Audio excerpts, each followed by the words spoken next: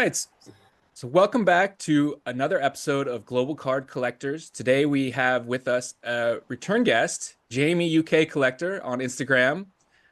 He's a hot commodity right now because he just returned from, a 4 week itinerant back and forth. He'll explain more trip to Germany to follow the English team, make it all the way to the final. So I thought it'd be a great time to have him back on. We'll talk about the Euros, kind of his impressions, obviously his experience, because I don't know how many of us went there. I want to hear about it, and what he saw about from the players, the teams, and then of course we'll get into the cards and kind of the card ramifications of obviously Lamine Yamal is just blowing up in the market. So welcome back, Jamie. Nice to be here, of course, as always. Yeah, man. Great to have you back on. Jamie's a little under the weather, fighting some hay fever, he said. Yeah, pretty bad. Like, London is just the worst place for allergies, I think. Just Just awful. just too much grass in the air there. I mean, Too much grass. well, hopefully they can reduce the grass in London for you in the coming days. Yeah, And yeah, for sure. Yeah, in Germany, I didn't feel it at all, but then the moment I got back here, it just hit me. sorry, man. Yeah, well, it's all changing. And yeah, so you got back on what, Monday, Tuesday? How did you stayed through the final? Tuesday night, I actually had a flight booked that I booked last year as soon as the Euro final date was actually announced. I booked a flight just in case England made it, and at the time it was €10, so it was well worth it in the end because I heard of some people paying 200-300 euros to get back from the final post game. Obviously, once we'd got there, but it was worthwhile. That's great belief in your squad and planning. And so I how did it wouldn't start? call it. I wouldn't call it belief. I'd call it playing the odds. Can never really believe in the England team winning a trophy, but we have now reached two consecutive finals, which is pretty good, bar for losing them. I think so. Yeah. I mean, obviously 20, well, I guess it was 2021, Yeah, was, COVID uh, Euros. yeah, that was a heartbreaker. But I mean, I don't know. You exceeded. I guess you got a good draw in the after the groups to I some mean, extent. I would say it was very similar to the 28. This Euros was very similar to the 2018 World Cup where we got to the semi-finals because in both tournaments we didn't really play. Well, we played well in the 2018 World Cup, but we didn't really play like any good teams up until like the final. And in both tournaments, we didn't deserve to win the tournament. I mean, we didn't even place. I mean, going back to that, sorry, 2018 World Cup, we obviously lost to Croatia in the semi-final, Right. so Yeah. so that was obviously a heartbreak. But the first time we came up against good opposition in this, we lost. I mean, the Dutch weren't really that good when you look at them. The Spanish were by far the best team in the tournament, and you look at those young players like Yamal, Nico Williams, Rodri, who's going to win the Ballon d'Or. Obviously, not young like the rest, but he's been unbelievable the last few years for City and now for Spain. So Spain were definitely the deserved winners. Yeah. I mean, I think everyone agrees with that. They just looked like another level of class above kind of everyone Yeah, else. And it did seem like I was mentioning this earlier, but it just seemed like guys were tired, like on a lot of the big players who played a lot of Champions League matches, that kind of thing. Did yeah. you notice I think that? there's, I think there's a case of that, but at the end of the day, if the players aren't playing in their right positions, it's hard to win one of the biggest trophies in the world. And you look at, well, I very much agree with your tired point on Harry Kane, but you look at players like Phil Foden, who usually plays in the centre and he's being put out on the wing, and you just can't expect them to play the same for their club, for their country, as they did for their club when they're not playing in the same role or position. So I would say there's a lot of bigs played in the wrong position before it gets to fatigue. On paper, of course, England have the best, in my opinion, the best squad in the world, but they just didn't play like it because of the positioning and maybe, as you said, the fatigue. Mm-hmm. Mm-hmm. Interesting. Yeah. And so now Southgate is out.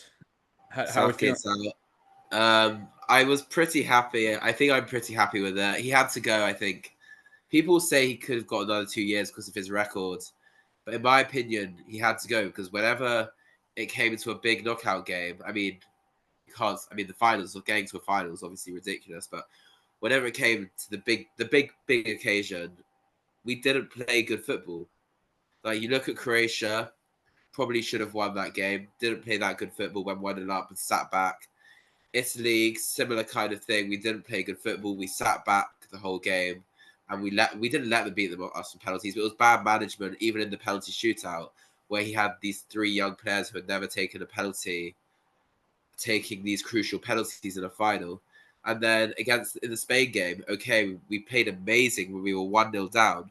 But until we went 1-0 down, we were really poor. And then once we equalised again, we literally sat back and said to them, come back at us. And they scored, obviously. So none of it really made sense in terms of strategy when it came into the big game. So I mean, it was probably time for him to go, in my opinion. It'll be interesting to see who replaces him. I think people are calling for Klopp, but it's hard to ever have a non-English manager managing England. We've seen it with Sven Goran Eriksson in the past, and it hasn't worked. We've seen it with Fabio Capello, hasn't worked. So a non-English manager, it's unlikely, but I think a lot of people do want to see Klopp. I know the Americans wanted Klopp like very badly right away. I can't see Klopp managing America. Maybe Southgate in America. That's more possible. Sure, we'll take your Take our seconds. rejects. Yeah, exactly. I mean, I mean, I if he could take you to a World Cup final or a Copa America final, obviously that's a no-brainer. But totally. I mean, Yeah. unlike England, you probably don't have the squad, but he might play the right kind of defensive formation that kind of grinds out results rather than conceding stupid goals in major tournaments like Greg Berhalter has been doing. So we'll see. Yeah. I'm all for a change. I mean, I think it's pretty universal in the Yeah, USMNT community that he's gone now, right? Greg Berhalter or not? He's he, he's gone or not? he's gone. He's He's gone. gone. He's Yeah. gone. Yeah. And I've seen, yes, Southgate came out yesterday. I've seen since then like three or four names floated are Yeah. also. So we're just whoring around trying to find someone. I mean, you probably have a lot of money that you're willing to set out for a manager as well. So, especially considering you're hosting the World Cup, that's usually a big deal. Yeah. I mean, hopefully a high quality manager will see it as a good opportunity. Yeah, exactly. Or even like a young, semi-proven manager to prove himself further. But Greg Berhalter was very old-fashioned, defensive. I mean, he wasn't. I mean, it kind of made sense as you were building, a bit like how England were building with Southgate. Mhm. But now you're kind of past that phase, a bit like how we need to move away from Southgate. I think you'll go and get a better manager, maybe a bigger name.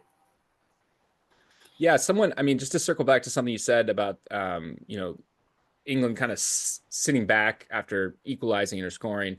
I mean, you have a much longer history of football, and but as an American, we watch this and we're just like, why aren't you just attacking the whole match? Like, I get not the Well, whole match. That's oversimplifying it, but yeah. there are just points where it's like, if you're the better team, yeah, you get equalized. You should just keep. I don't know, instead of. So interesting to hear you say that, at least from that's my. Well, well. Firstly, it's not in really Southgate's blood to attack another team the whole match. That's obviously the first point. But secondly, obviously, attacking the whole match, you're exhausted by half time. The other team comes back at you. You might be very fatigued by the time it gets like 50, 60 minutes. Okay. In a final, you could be playing 120 minutes plus penalties. I think before the game, I was probably expecting us to lose in like extra time penalties. And it was going to be like a nil-nil ball draw. So I thought it was going to be very stalematy and very defensive and nervous from each side, especially because Spain had young players. English had quite a lot of young players. Neither team really wanted to lose. I don't know. Attacking the whole game is never going to tactically be the solution. Right, right. You're going Definitely to not the be whole game. exhausted. Yeah. I mean, Yeah. Um, I don't know. The one match that what was it? I mean, the Dutch and the Argentinians, I guess, in the World Cup. That was what 1-0 World Cup Yeah. 20 Mm, 2014. no, in 2022, Oh, Argent fair. Oh, Argentina. which game was? Oh, Ar- recent World Cup. yeah, I can't even remember some that World Cup really just goes over my head. England, obviously, when England, I mean, 2014 was just such a memorable World Cup, the one in Brazil. yeah. Obviously, England did badly in that one as well. They went out in the group stages, but I don't know, something about 2022 World Cup that's okay. Argentina won. I can forget about the rest. Right. Yeah, I know what you mean. It was a great World Cup, but it was really the final that carried the whole tournament. Amazing final. Yeah. Unreal final. Yeah. Yeah, that's good for the casuals, and we just Yeah. got to hope for an exciting tournament in 26 so that Well, I mean, either way, it will be better organized than that Copa America final in Miami. People I crawling through hope the so. vents. You see those pictures of the people like coming in through the air vents Yeah, and coming into the air vents, the Colombian fans. It was hilarious. It reminded me a bit of the Euros in 2020, 2021 in England, where it got to the final and there were literally like people trying to walk in with me. I like scanned my ticket and there were like people like trying to, you know how the turnstiles like turn? It's like a yeah, gate. There were like people coming in through the gate with me. And I was like, what is going on? And security situation again for that was awful. There were a few people got hurt because people were obviously running away from security and were knocking other people down. And it just seems like no one's got the infrastructure or the organization to run a football tournament, or like football fans are just so out of control. But I don't think, yeah, it's just US World Cup is really worrying for infrastructure. It's really, really worrying. I I went know. to the F1 at the Hard Rock in the second year of the Miami Grand Prix, maybe, Yeah. and getting out of that stadium, getting out of Hard Rock, it was like impossible to find any Uber, taxi, or anything. There were just like people stranded on the streets on like because there's only one road in and one road out of Hard Rock North and South. So games at that Miami Stadium, it's just going to be absolutely awful. And there's some big games. I think they're hosting a quarterfinal, a round of 16, maybe a semi. Makes sense. Obviously, And like, obviously, the US World Cup is also being hosted in cities like Kansas and like cities in the middle of nowhere with no like previous infrastructure. And it just could be absolutely atrocious if FIFA and the American government don't get their heads around it. yeah, I mean, there's the kind of the lack of public transport. I mean, you don't Yeah, have trains in yeah. like a lot of these cities that go to stadiums, and Yeah, I think yeah, Philadelphia and New Jersey will be like the two that are best for it, just because you have all the transport from New York and the railways. But I feel like a lot of these cities are really going to struggle for the World Cup.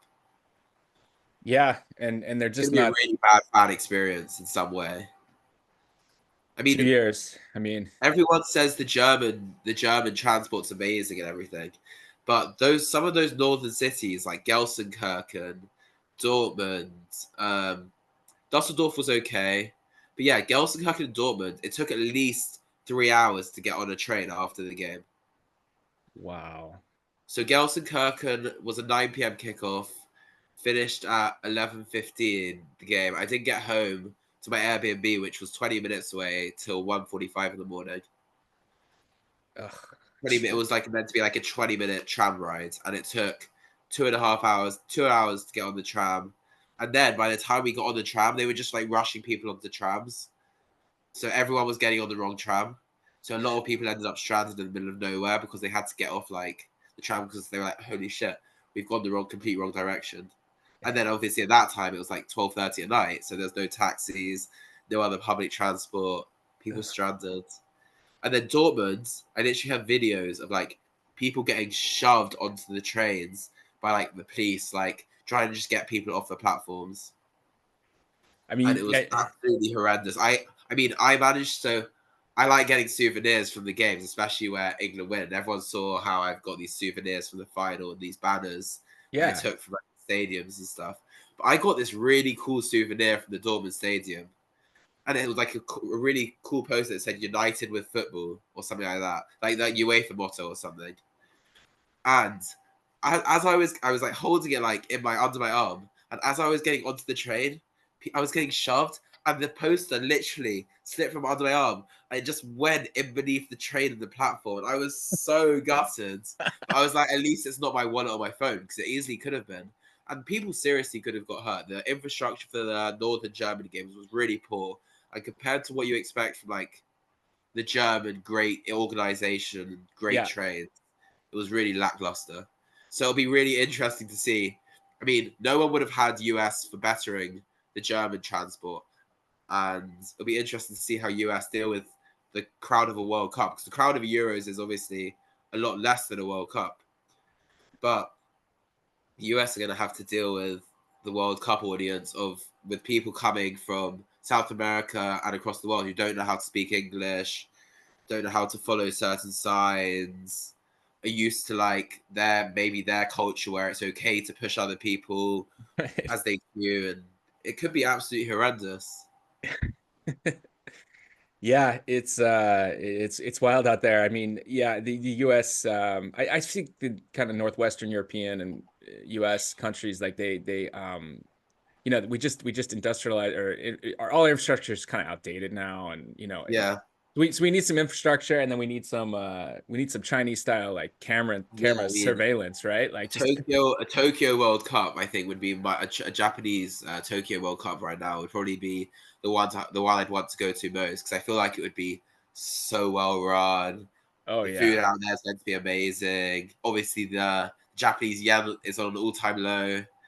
Um, yeah, I just think a Japanese World Cup would be my dream at the moment. A US World Cup is obviously very appealing because it's America. You even if it's not going to be amazing on game day with people traveling to the games and expensive tickets, like you'll have stuff to do between all of the games, which is really nice compared to when I was in North Germany. And there is, I don't want to be like offensive, but there is very little to do in North Germany. It's like it's majority like factories, farmland, Yeah. countryside. Being in Berlin for the final on every day except game day, I was busy. I went to a few vintage like markets. I went to the where the Berlin Wall was. I went to Checkpoint Charlie. I went to Brandenburg Gate. So there was a lot of stuff to do in Berlin, which was probably why the final, leading up to the final, was the best. But then once it got to the final day, it was the worst because of how commercial the final really was.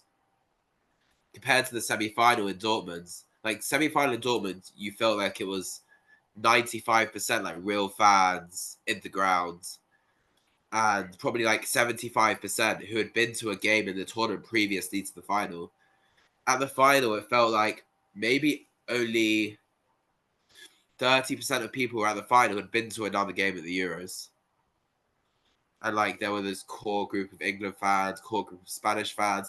Right. But then even in like the upper tiers of the, I mean, I've seen some Instagram interviews with people, but people who went out just for the final are like, oh my god, I've wasted all my money, I've done all this.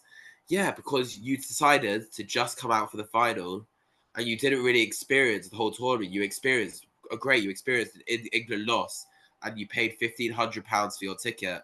You paid £1,000 for your flight and hotel. Of course, you're not going to enjoy your experience if England lose, and you've spent all that money to go out and you're supporting England. Yeah. I spent €95 for my final ticket, like £40 on my return flight, like, like, like, and I had the most amazing time. I went to the quarterfinal, went to the first two group games. I went to the semi-final. Semi-final was like utter carnage. When we scored, I've never seen anything like it. And I went to the World Cup semi-final in Moscow in 2018, and the celebration for Dortmund when we scored the winner in the 90th minute was probably even better. And that's saying something because in the semi final in Moscow, the person my mate that I was with, ended up 8 rows in front. He ended up crowd surfing when Trippier scored, like to 8 rows in front. I didn't find him till half time. So to say that Dortmund, when we scored that 2-1, was better was unreal. Interesting. That was just like carnage. So Like semifinal was the highlight. semi final was the highlight by like a long way. Quarterfinal was unbelievable as well, because of what, yeah, I mean, just yeah, it because was we won on penalties, and right. England, we all expecting the worst, of course, with penalties and England fans, and yeah, it's how it is what it is. Right on. Any other takeaways? Euro 2024. I mean, Germany is a great country as a whole. It's just obviously England. England didn't really get the best host cities.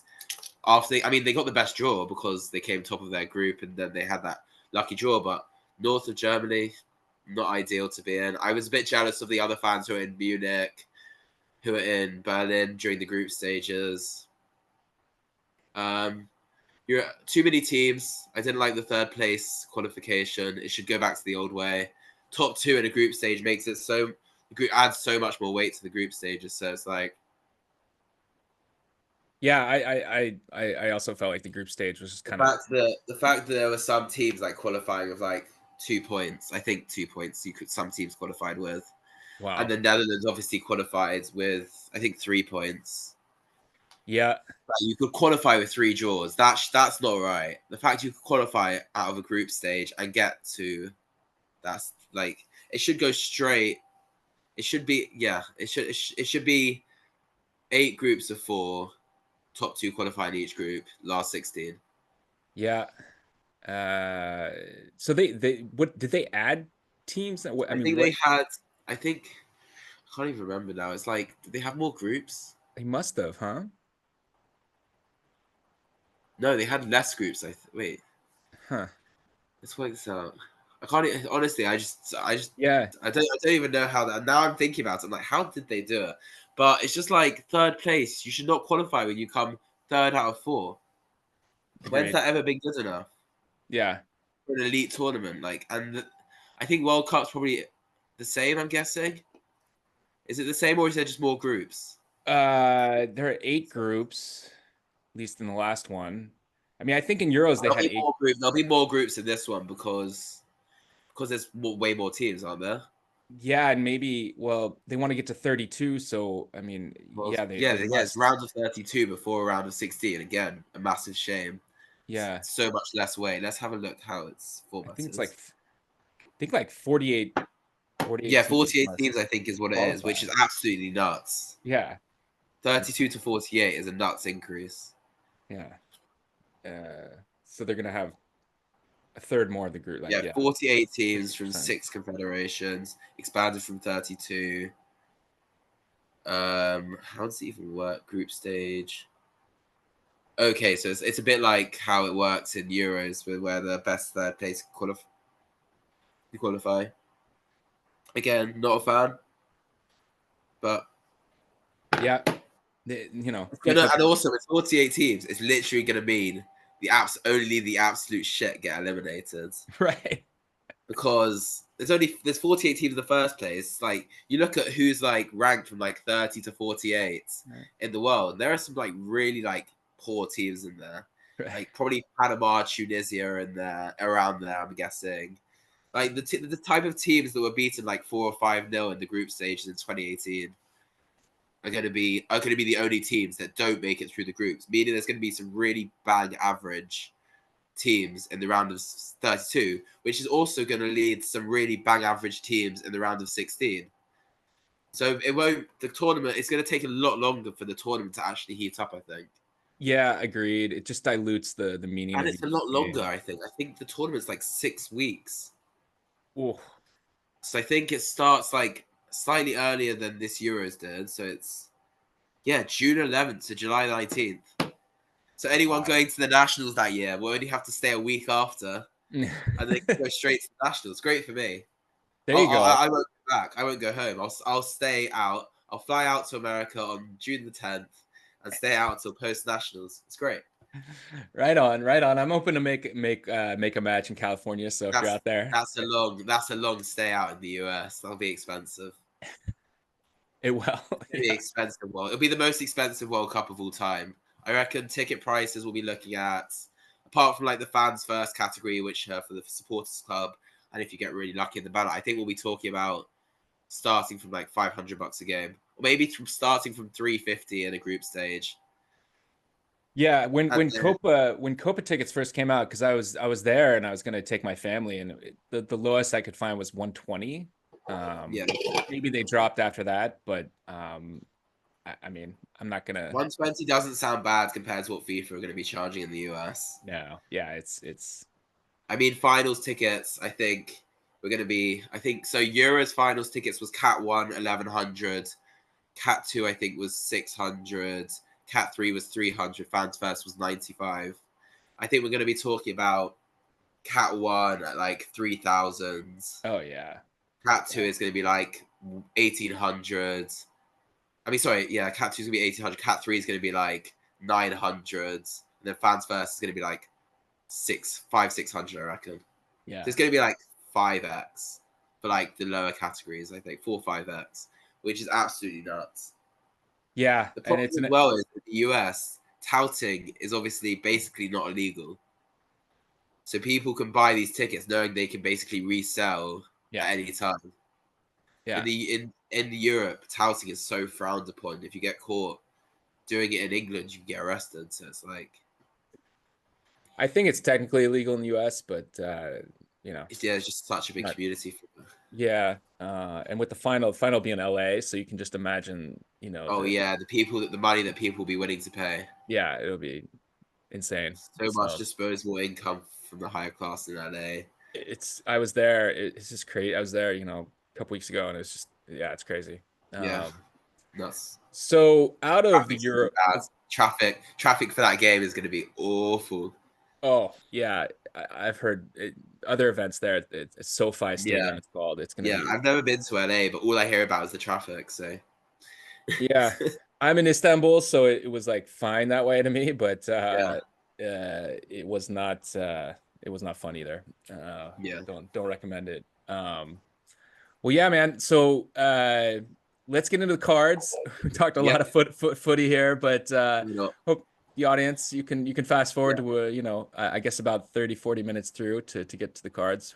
Very yeah. useless for me to tell you You can that always now. insert that at the start as well. You can always be like, to get to the cards, Yeah, go to exactly. Um, but yeah, so out of the tournament, what were I mean, I think everyone knows Lamine Yamal was kind of the I hottest mean, commodity out of it. his prices were already nuts before, but they're even nut like they're crazy now. But it's just, I mean, it's hard to argue against it based off the way he played. It's just also hard for me to understand how he can be priced so much like so high when you look at the type of cards you could buy for that same amount of money for Messi, Ronaldo, and Mbappe. It's like those guys are already so much more proven. It'll be so hard to even get close to the same levels, and yet people are spending. But then you look at individual sales, then you see merit in a few of them. Like we spoke about the Black Kaboom before, and you see the gold Kaboom doing. I think it was 20K in a PSA 10, right, or 15K Yeah, in a PSA 10, and then the Black Kaboom did what, like 29. 29. And you compare the Yamal to Yamal sales, it's like maybe some Yamal cards are better deals than other Yamal cards, and therefore it makes more sense. Like that Black Kaboom, if should be more than 2x the gold for me because it's a black. It's a one of one. I mean, the Kaboom Totally. might not have been the best design because obviously everyone wanted the full color, but at the same time, it's the gold versus the black, and it's less than like a 2x multiple. Yeah. Yeah. I mean, and that one I believe, I mean, the big sales, the three largest sales are yeah, the Black Boom for 29K. Were Um, they all before the final as well? yeah, all before even the semifinal. Yeah. I And mean, that's, I mean, people buy it for the hype. yeah, I mean, I was looking at data on the gold Kaboom, and I mean the jump in that price after the semifinal was noticeable. Yeah. So I mean, that's just that like wonder goal, and obviously he played Yeah, well throughout. that goal like that goal against France was unreal. I remember watching it in Germany with another I was actually at another card collector's apartment in Okay. central Düsseldorf. And we were watching, we were just like, what the actual like Jesus, like how like this guy's he was 16 because he obviously turned 17 Yeah. like 2 days before the final or something. But he was literally a 16-year-old saving his country with like a worldie. Unbelievable. Yeah. It was a Uh, crazy goal. so yeah, his so I mean, we were talking before, and the Kaboom is probably, the best buy of them, right? Black Kaboom. I don't like any of them personally, and I'm Right. sure there is upside to some of them. But if I'm comparing all of them, I would pick the Black Kaboom at that price if I had that money to spend on him. Yeah. Um, I agree because it is kind of an iconic brand. Yeah, it Iconic always. might be a little strong, but it's very Yeah, I mean, recognizable. also the design obviously does take away from it, but it's still his first Kaboom at the end of the day, and I Yep. know a lot of people give credit to that down the line. Yeah.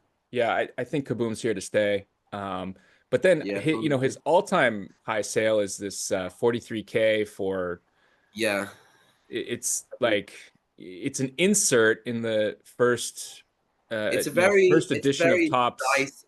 Yeah, it's a Yeah. very nice looking insert, but when Topps Chrome comes out, like, what does that value the Topps Chrome Superfractor when he comes out? Like, is someone gonna pay 100K for a Yamal card yet? Because that's basically what you're saying. If that insert from this first edition paper, whatever you call it, UCC Yeah. competitions, sells Yeah. 43, then the super should be like 100K. You're basically saying, because there's usually at least a 2x multiple between that type of insert and a Chrome Superfractor rookie. And again, I'm comparing the Kaboom to the one of one Superfractor. Would I really spend 15K extra to get this Superfractor over the one of one over the one of one Kaboom? Probably not. Yeah, I I agree. probably pick the Kaboom even at the same price, as long as the condition wasn't completely ruined. I think the plus side to the Yamal Superfractor is that it might have been graded a 10 with a 10 auto, right? It was, yep. That's obviously a huge plus, because if the superfractor from the Chrome, let's say, gets an 8 or a 7, then it brings this one into the debate. Like, is this a better card because of the grades? Of the, I don't I think it does though. I mean, I don't know. In my mean, Legacy, it probably doesn't, but yeah, if they because if a few Chrome Reds of your mouse start getting 10s, and then the superfractor gets like a 7 or an 8, and you're like, there's a lot of your Mal cards which, if conditions important to you, there are better cards to have. yeah, I guess when it gets that high for me, I just don't care about condition unless it's like a Yeah, fix. I think grade is what separates the rare from the super rare in the modern soccer market.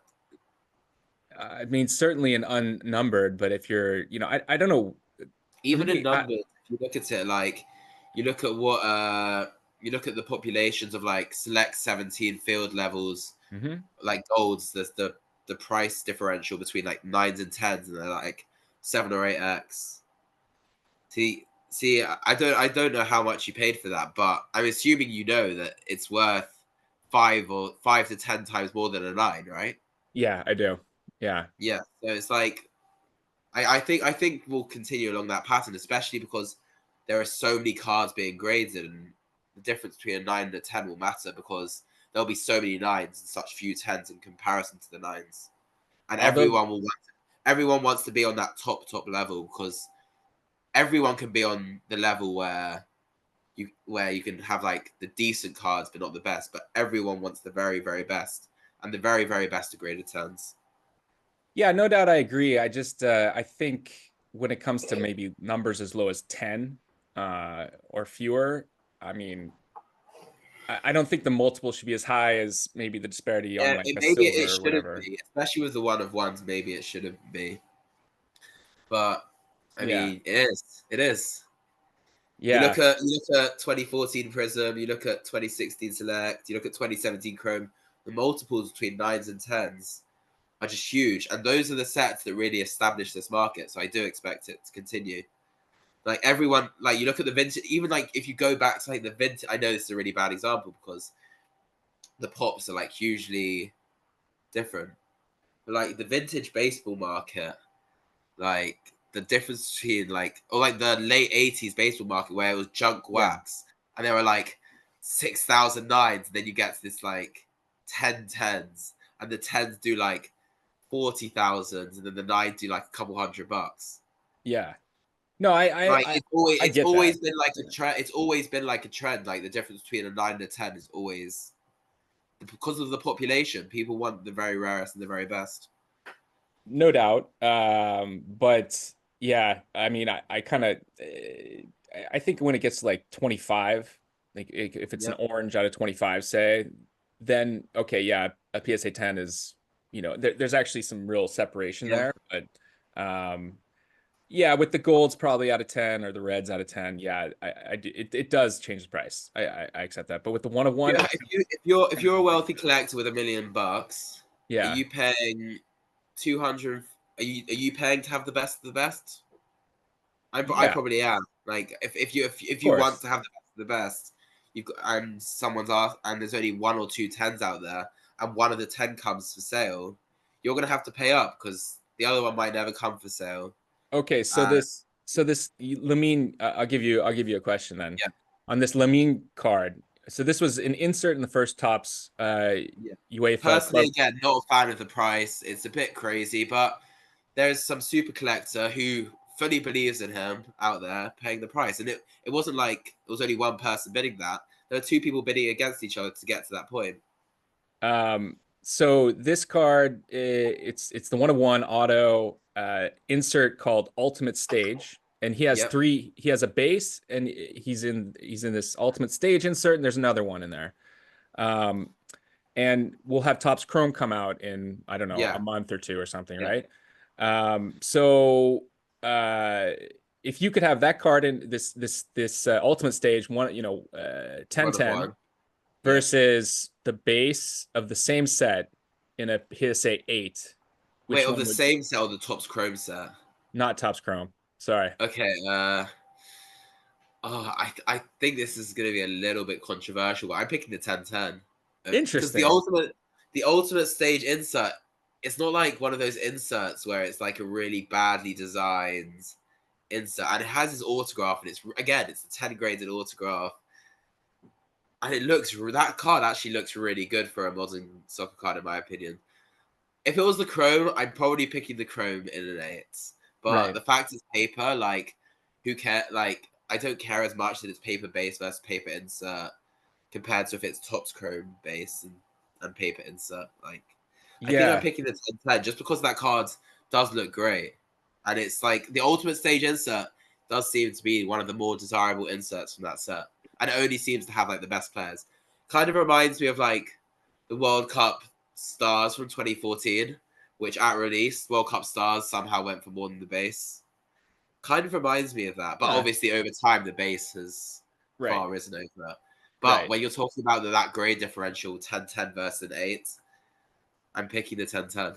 Interesting. All right. Yeah, I was going to bring up the whole insert versus base thing too. I mean, that's, you know, Oh, it's huge in the hobby at the moment. It's a twenty huge. seventeen Topps Chrome, for instance. I mean, versus they have the Yeah. award winners. I'm familiar with that. Like, I like the award winners, but I'm not a big fan of the lightning strikes or the future stars. The good thing about the right. award winners is that they were actually, I think they were two per case or one per case, which is why they're a bit more sought after and a bit more expensive when you look at the base inserts.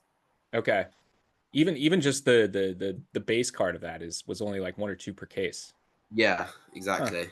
Okay. But obviously, the lightning strikes, you were getting a few per box. You were getting three or four per box. Same with future stars. I think it was two or three per box. Interesting. I'm putting together a set of out of 50 golds of award winners. Oh So wow, that'll be an interesting set.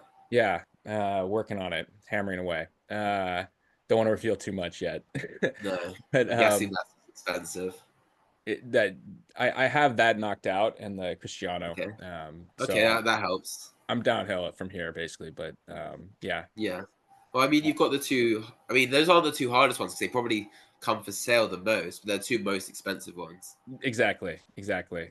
Um, Hard ones will so be those really like. I don't know if there's any less relevant names in that set because oh, it's obviously award winners, but I there'll can be tell one you. or two names that never come for sale. Yeah, it's Boateng and Jerome Boateng, Yeah, and then Gerard PK, which both of those have never sold. Like there's no damn, sales that's history. So crazy. yeah. It's crazy. Um, anyway, yeah. But those sell, for instance. I mean, at least like one fifth of the price of the base. You Oh know. yeah, yeah, definitely. I mean, are we talking about base? And also, we're talking about base gold here versus Yeah, award winners gold. Right? Base gold is obviously a very sought after parallel for 2017 as well. yeah. So okay, so you're clearly a Chrome guy. I mean, kind of stepping forward. I know you're not a post 21 guy in general, nor am But I. I'm not. I wouldn't say I'm a Chrome guy because outside of 2017, I'm just not. I mean, 2018 is nice actually. I did open a couple cases of 2018, even during like COVID when there were like cases going for sale on Golden, they were ending up at like 200 a box. 200 Oh, a box. I was like, I oh, can't resist. This is like 200 a box for 2018 Chrome. It's too good. that's So, amazing. but I ripped it, and it was an awful case, so it definitely wasn't worth it. But Chrome's not my favorite. I'm definitely more of a Panini guy over Tops. I like the old Tops Premier Gold stuff from like 2002 to like 2015. But Tops Chrome, I think it's died on me a bit just because of how much Tops have overproduced.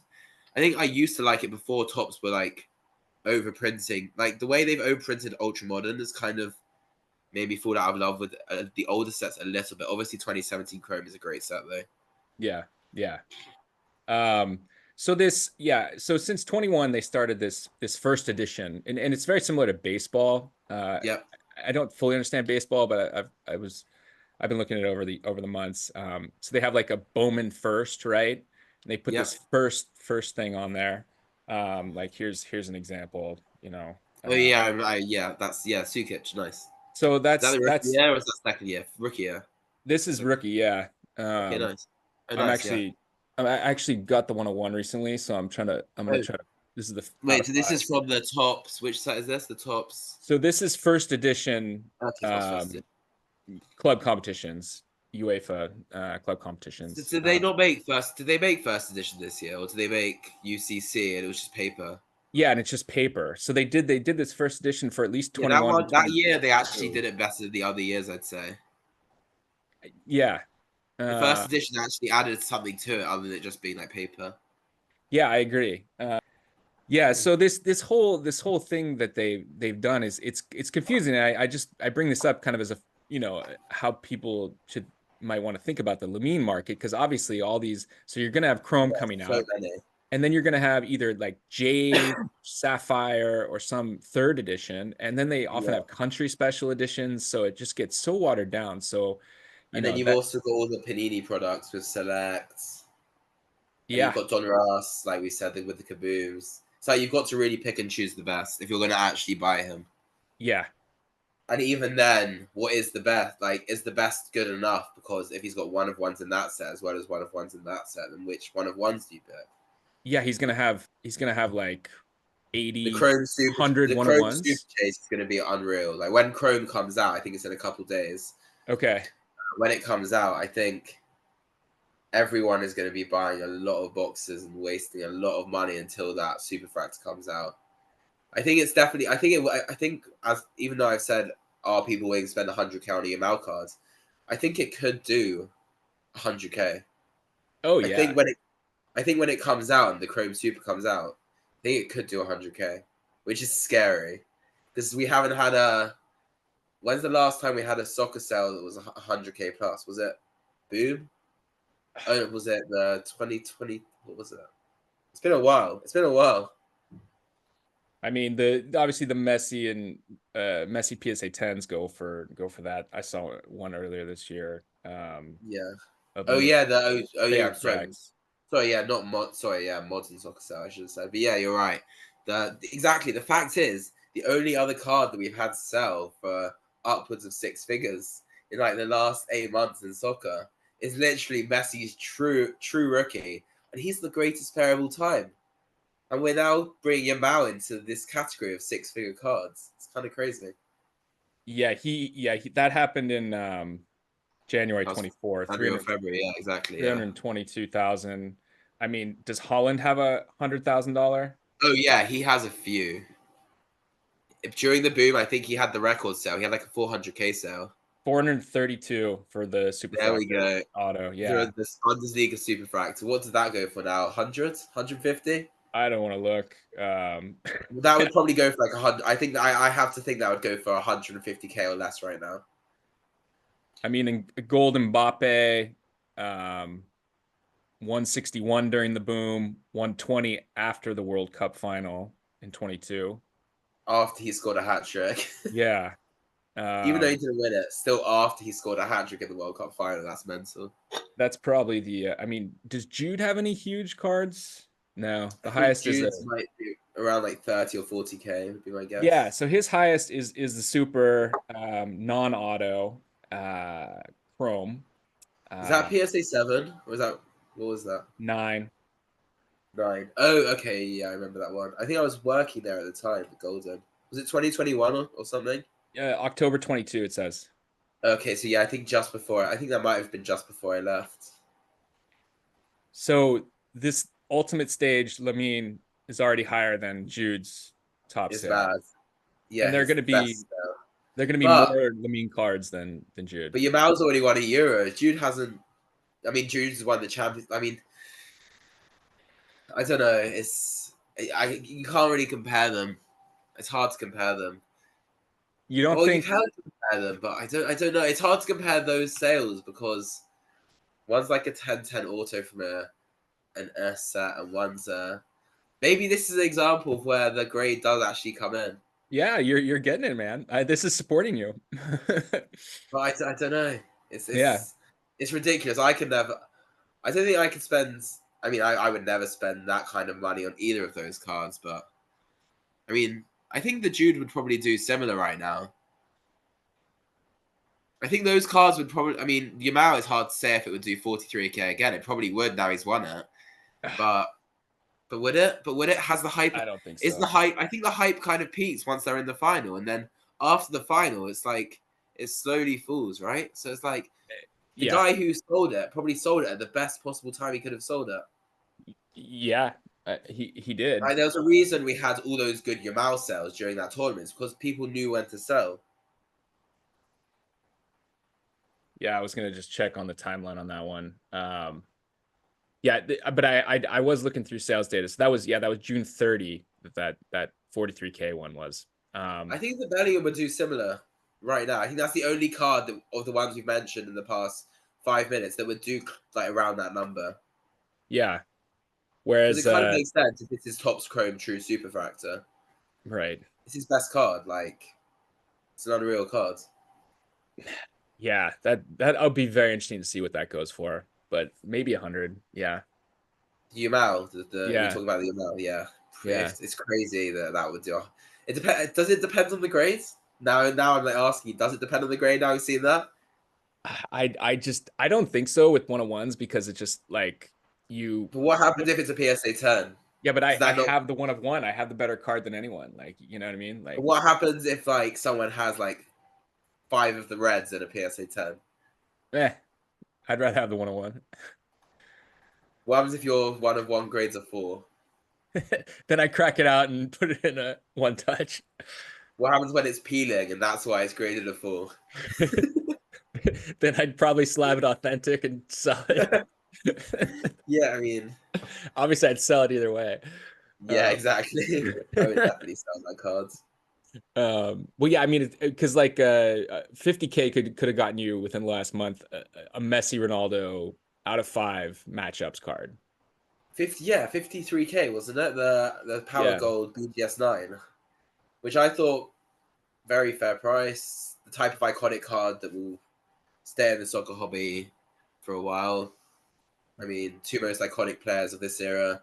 As I posted yesterday on my Instagram, Messi's obviously won 7 or 8 Ballon d'Ors. Ronaldo's won 5. I don't think anyone else in the next 15 to 20 years will even get close to Ronaldo's 5. yeah, Like, you look at before that, and only like one player had won like 3, and then you've obviously got like Ronaldo, Brazilian Ronaldo on like 2. And it's just the amount to even get to like Brazilian Ronaldo levels would be unbelievable. Obviously, you'd have the benefit is that he'd have all this new American audience watching, which is why I think we've got all of his cards going for such stupid amount, like such crazy amounts, because he's got this whole new audience of collectors and people watching him. Like, that's the only way you can justify the high price of rookies. It's just the increased audience size. yeah, yeah. I think so. I mean, obviously the World Cup boosted it, but I think that's That's a lot of it. Just a couple other notes, like Nico Williams, you mentioned him. His top 10 sales have all occurred in July this month, Yeah, last 2 weeks. and as you mentioned, not none like super high sales. Player of the tournament in the final, linked with some great moves, and yeah, Yamal. It's just everyone seems to be so focused on Yamal, and obviously he has so many good sets of rookies in, which also might maybe that's why Nico Williams doesn't have the same sales as well, like similar sales as Yeah, well, because he doesn't have that many great sets. Like he doesn't have. I know we talk about players having too many sets, but Nico Williams, I think all his main rookies are in Chronicles, and which really Mosaic. doesn't help. Yeah, Like that doesn't help not to have like an iconic rookie card. Like Yamal's gonna have a lot of data points to go off, which helps, I think, in the long run. Maybe it might be too many, but at least we've got like market data to help. Nico Williams, he's what? I mean, Nico Williams is 5 years. It's mad. 5 years. He's 21. He's 5 years older than Yamal. yeah, and I mean, That could be um, the reason. it's not like Barcelona has had a great record of developing young talent No, you recently. look at Fatty. You look at Bojan. I mean, Messi got through it, even though he had all those ankle problems. Like Messi always had those ankle problems as young, but he got through it. Like Fatty obviously didn't. He Right. was I was yeah, Fatty. I went to actually see Fatty's debut at Camp Nou, his home debut, because I happened to be in Barcelona at the time. And during that game, he was unreal. Like I thought, I could have been fooled to someone telling me he's the next Messi. Right, right. I went home and I bought a ton of his cards. That's awesome. I sold a lot of them during like the boom, and I did okay off them. But like, I believed in him when I saw him play. Like that's how good he was, and I'm very pessimistic about rookies. Okay. And also, having watched Jude play, I mean, I believed in him more, but before the tournament, and I believe in him now because of the shocker that Jude had during this tournament. Outside of the overhead kick, he was really poor. He did seem to be uninspiring for the most part. Again, maybe like you said, fatigued, but still Yeah. pretty lackluster.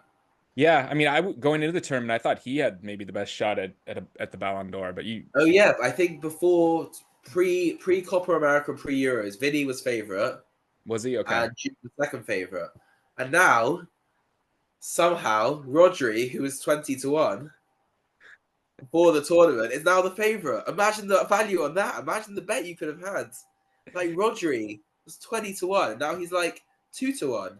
Well, yeah, and I looked at his cards too before our and there are no big sales in the last couple Well, weeks. again, Man City haven't had the best record of putting super high prices on their cards, maybe because of the lack of cult following in the community and being a central defensive midfielder. And you look at, I mean, Modric is probably not the best example because he has a huge cult following. Right. But if Modric didn't have that Real Madrid and Croatian following, where would his cards be? Oh yeah. No, I Like yeah. that's where Rodri is, because Rodri is that type of player, but doesn't have that following. Hmm. And Rodri doesn't say sell for the this. I mean, Modric doesn't sell for as much as Mbappe, who No, no. doesn't have a Ballon d'Or. But then I guess Mbappe does have a World Cup, so it's like. Yeah. But attackers versus midfielders, I think that's just the main debate there. That's the People want lesson. to score Yeah. goals. Yeah, you need wonder goals. I think Yamal, and then the other player I just want to mention is Arda Güler on Turkey. I mean, Yeah, his goal was, I think, about as good as unbelievable. I Lamine's. I think mean, that was still a great goal. yeah. Um, He's very young as well, but doesn't have the cult following maybe because he's at Juventus compared to Yamal who's at no, but Barca. Arda's at you're talking I'm about sorry, Yildiz. I was thinking about Yildiz Yeah. for a sec. Arda Güler, who's at Real Madrid, but I don't think he's had that good of a time there, right? Yeah, he came over mid-year and I don't know, he was injured a bit and kind of only played towards the end. So, Yeah, and and then obviously Endrick. Real Madrid just it's a bit again. If you're looking at investing in Real Madrid players, there might be too many. It might be a case of too many cooks spoil the broth. Like how many Real Madrid players can prices could actually go up. Like you've got Bellingham, you've got Mbappe, you've got Güler, you've got Endrick, and then you've got like you've still got other players like Rodrigo, you've got Vinny. Like you can't have too many stars on your team, otherwise it gets more diluted. Like the reason why Saka's prices for Arsenal do so well is because he is the bright, outstanding star. The reason Right. why Yamal's prices have the potential to do well is because he has the potential of being the only one to carry Barca. Real Madrid is just like how many of them? I mean, Mbappe, I can maybe justify because he's already got the World Cup, and obviously the way he's like his aura and his. I'm not sure if you watch his unveiling, how he kind of like copied Cristiano Ronaldo with every step of how he walked out, how he went like celebrate. Like he's literally copied Ronaldo's signing, like action for action, I and it's didn't know. kind of cool to see. And I feel like that maybe like that type of thing could like help, like because obviously you build more of a cult following, your cards probably do better.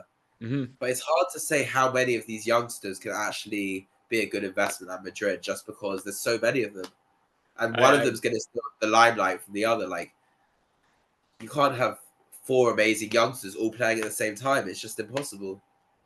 100%. And yeah, and then and these like I mean, I think Lamine's hype will probably never be higher. I mean, Yeah, it's right? hard to say. I mean, if Barca went on to win the triple now, I think Okay. I think you can, but that's never gonna. I mean, I I'm not just saying I'm gonna say this. That is never gonna happen. I hope it doesn't. Imagine we recall this video in a year's time and Barca won the triple, but Barca will never win the triple now with that squad that Real Madrid have, surely. Right. But like that's what it would take for his hype to like match, or him to win a Ballon d'Or. I think him winning Young Player of the Year might give it a temporary bump, but it probably still won't take it back to where it was after the Euro semi-final. Yeah. After the Euro semi-final, his hype was just different level. And I'd even argue after the Euro final, his hype was lower than after the Euro semi-final because he didn't win Man of the Match in the final, which obviously Williams did, and he Right. didn't win Player of the Tournament either. Right. Rodri did. He's sure he won Young Player of the Tournament, but his hype after that semi-final is just on a different level. Yeah. It's I mean, on the It's one all about hand, timing. It's all about time. Everything in this market is timing. yeah. Yeah. Um I just do have to say though that I think I don't know. You could see it as bad for the market long term because people are going to buy in and lose money I think and all it's that. good for the market long term because That's what I yeah, there's more money being put into the cards. Even if the guy who sold it might not spend all 43,000 of it on cards, there's still 43,000 of dollars going into the market, like into the market or into another dealer's or someone's hands that maybe wouldn't have been in the market before. agreed. Yeah, that's my take in the end too. That it ultimately, I mean, we haven't had something to be excited about for a while. Yeah, it's been Holland literally since probably. Haaland, maybe. Yeah, Yeah, I mean, Fatty was temporarily exciting, but again, that was the same time as Haaland. right. And then 2021, we had a little bit of Gavi. There was a lot of hype around him again. Wasn't a Yep. fan. A bit. It's a bit similar to Yamal, except Yamal's actually won something and stayed a bit fitter for a bit longer.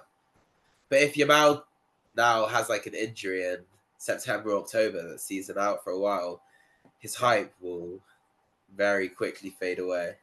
Well, it's just so it's just a bit of a warning. Anyone listening to this, I feel like most people who are I probably think, are more yeah, aware of the market, but that's how this I is think the is person going to go buying this it way. is just truly gambling. Like Yeah. whoever's buying spending 40,000 on a Yamal card, it's just a massive gamble and not great odds in my opinion. But people have different takes. People have cards that they won and they might not get again. Like who knows Yeah. that if you're now building a Yamal PC and you wanted all his best cards, that might have been your only opportunity to buy that card. It's a one of one, 100%. and that might not come up on the market again for another. Might never come up, or it might come up in 10 years, or you might want it now for your collection, or you might have enough money where it's just to flex and you just want it. Like some cards are just worth it. Yeah. Like I know again bringing back older products into into this kind of discussion, but 2014 World Cup Prism, a blue a blue PSA 10 of Messi is like pop 10, maybe pop 8. And one had literally not sold since the boom, where it sold for 18,000. People said that was ridiculous because out of 199. And yes, it definitely was ridiculous. But before that, one hadn't sold for 2 years. Right. And now we just had a sale like 3 months ago, and everyone thought it was going to do 4,000 because it was a blue out of 199. And it still did like 11,000, which, like, I know it's a jump down from the 18,000 did previously, but in comparison to everything else of that type of card, which has jumped down like 75, 80%, Yep. like, it only jumped down like 7,000 from 18,000 to 11,000. And for an out of 199 card, it's an unreal price to get 5 figures. And it's just because that grade, just because the grades and the lack of times these cards come up for sale. All these 2014, all these older cards, all these prized possessions are just in collection for a long time and never come for sale. So sometimes you just got to pay up for them. Yeah, and I think like that out of 199 is exactly the kind of case where the grade really matters, right? Yeah, of course. Especially in that set because those do not get a Yeah, tens easily. and also they just don't come for sale often. Like, I just Yeah, like the tens, because they don't get the grade that easy. yeah, And when people do get them, they think, "Wow, this is a rare card. I want to keep this in my collection," which I would want to do personally. yeah. So I Beautiful kind of color get why they match. Like, don't. yeah, Yeah, I've only got a PSA 9 of that blue, but I'm desperate for a 10. okay. Like, I mean, I'm probably not going to be spending 5 figures for it anytime soon. N- I'd probably trade 5 figures if it came down to it. I would love to own like one of those cards. Any chance of cracking that one and going for a resubmit? I don't know. I'm not a big fan of the recrack and sub, but Yeah. I don't know. I've only Uh, ever cracked one card, and it was by accident when I accidentally had a slab on my floor and I walked into my bedroom and stepped to that. And luckily, I mean, PSA regrading right now, it's just like an upper deck base Ronaldo PSA 10. all It's right, like a $500 card, but like $80 and a 9. But it right. cracked. Like, I literally stepped through him and I heard this crack down the middle. It's like not nice. It's like just pain. Nice. Um, well, yeah. So this whole thing is the Euros. I think for the card market was all in all good. We can say. I Yeah, think. it definitely was. It definitely kept it hot. Like, I'd be interested to see like this, even if certain cards didn't go up or down, like the sales volume, because I reckon it felt like, even when I was in Germany, it felt like social media was a lot hotter for the cards, and I had my eBay store like suspended, but it was still allowing purchases, so I could ship in 2 weeks' time. But when I suspend my store and I don't ship for 2 weeks, I get absolutely no sales. I still had like a couple sales of like stuff that just doesn't usually sell. And it was like interesting to see that people were still willing to buy off me even though I wasn't shipping for 2 weeks. Yeah. So maybe, I mean, for the last 2 years, it's been pretty much like steady decline overall in the market. Of course, Yeah, I some would cards say have gone up. especially for ultra modern, it's been very Yeah. steady decline. But Obviously, vintage has its ups and downs, pre-modern ups and downs, 2014, 2017 ups and downs, but yeah. yeah. But we seem to have kind of, I don't know, at least looking at the card ladder data, which is not perfect, their indexes and all that, but it's kind Yeah. of it's kind of flattened. I mean, and there's more volatility. Yeah, definitely a lot of So volatility, specifically with the young players, as we've discussed. yeah. So it's interesting. It's a good sign for those who've been around now for they've seen it all. I mean, Yeah, I came in as and it just went down, so it's just kind yeah, of yeah. The plateau is probably a welcome to a lot of people. definitely, yeah. Um, so yeah, I mean, I guess and then Copa I think kind of had no influence on the market. I would say, yeah. Even though like Messi obviously won, Yeah, like you looked at his sales like post tournament or like even during the tournament, and they were fairly stagnant. yeah, yeah, I think now that Messi's won a World Cup, I think that's just what matters. Like the fact that Messi won the World Cup and it's like established. Like Copa, when you consider and also the difference in standard. I don't like some people somehow believe that Copa is a better standard to Euros. You see it on social media all the time, but it's just Copa is not the same. Like the that's teams, crazy. yeah. Yeah, But I mean, I don't think it made much of a difference. Maybe it made like short term difference to Lautaro and Martinez cards and Di Maria cards, but yeah, it's not. It was never gonna have like a. The only way it was gonna have a bearing influence on the card market was if Brazil won, in my opinion. So if Brazil won, then you had Vinny as a prime candidate for Ballon d'Or. Yeah, true. That Um, was the only way. yeah, the Because only then if Brazil realistic won it, guy. Vinny was a lock. He was like locked in for Ballon d'Or because he would have had the Champions League, like Right, second best. Or if England had won the Euros, it would have been the same for Bellingham if Bellingham had played well. But right. if Vinny had won the Copa, I think he was a lock for Ballon d'Or. And it always seems to be these international tournaments that decides, like the player of the tournament always seems to decide the Ballon d'Or. So, I mean, it's looking like Rodri at the moment, which is unbelievable. You could not have predicted that 2 months ago. I Literally like 3 or 4% chance 2 months ago. That's interesting. Yeah, I still don't believe it or something. There'll be someone out there who's had a lot of money on him and has done their research because it wasn't an obvious bet, but it wasn't like a really not obvious bet. Like he was still like fifth or sixth favorite, and someone would have been like Spain are going to win the Euros, and therefore Rodri will win it. And Spain were like 5 or 6 to I think 6 or 7 to 1 to win the Euros, and Rodri before the tournament was 20 to 1 to win the Ballon d'Or. So I would have much rather had Rodri at 20 to 1 than Spain at 7 or 8 to 1 to win the Euros because Rodri was always going to be like the core of that team. So Right. those odds were unbelievable if you liked Spain at the Euros. Yeah. Interesting. Um, Yeah, proper no difference. Like again, if like America had done well, maybe we would have seen like a Pulisic craze uptick. But that was like the only way, really, wasn't it? Like there yeah, was never. you were saying only Brazil, but I was like the only realistic way because Yeah, yeah, yeah. The US was only not going to win exactly. the Yeah. yeah, wasn't going to win the Copa. But it would have helped probably the market for sure. I mean, even if they just made the final or something or And then also semi. maybe you could also link the volatility of the general market to the crypto volatility lately, which we've all been seeing. So there's always some kind of correlation there. Oh, totally. Yeah, It's like the same type of buyers. Like when that Yamal sold, I think the crypto did really like had like an insane day that day.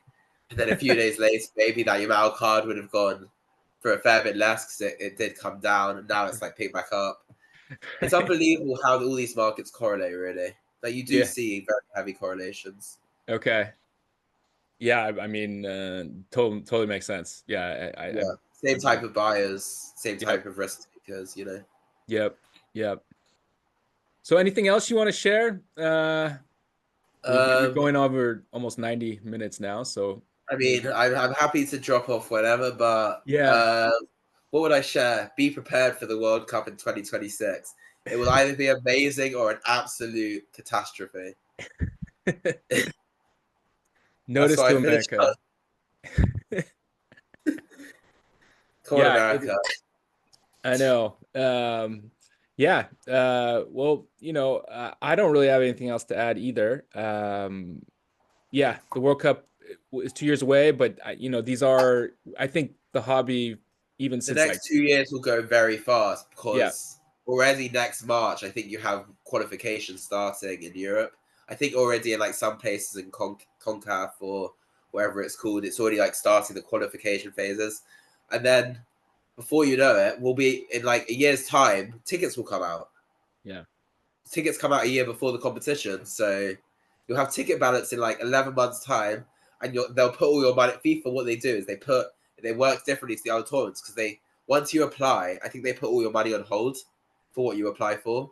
So your money gets locked in. Okay. Well, So get ready, keep your wallets full, save up. Don't buy too many cards if you want to go to the World Exactly. Cup. You want to go to the World Cup, you have to be selling a few cards. All right. Well, thanks, Jamie, for coming on again. It's Cheers. always Thanks it's again. always fun with you. Always good chatting. Yeah, I really enjoy it, and we'll talk soon. We'll have you on hopefully in the fall when things get going. Yeah, maybe before Macau, I'm going to obviously to the Asian show, so that When should is be good. that? That is November the 8th to November the 10th in Macau. Most people fly into Hong Kong and then get the ferry across because it's a lot easier than flying into Macau. Yeah, I definitely want to talk to you about that. Yeah, That's gonna be really interesting. Cool, man. Well, enjoy your day and feel better. chat soon, man.